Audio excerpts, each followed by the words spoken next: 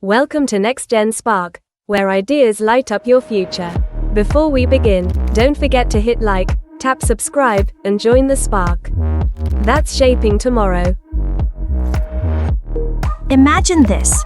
You wake up, and every decision, what to wear, what to eat, even when to breathe deep, is decided by AI.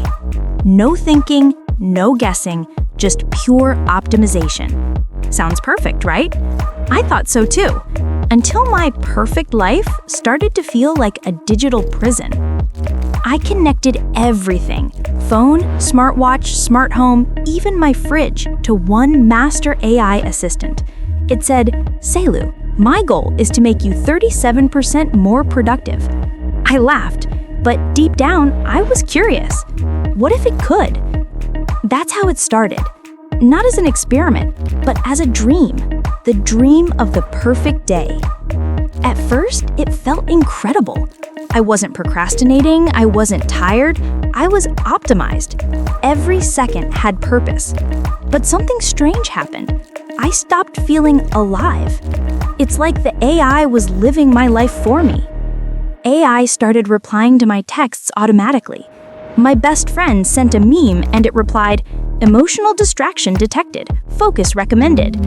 That's when I realized I wasn't just losing control. I was losing connection. The AI understood my schedule, but not my soul. By midweek, I hit a wall. Everything looked perfect on paper. My health, my tasks, my diet. But inside, I felt empty.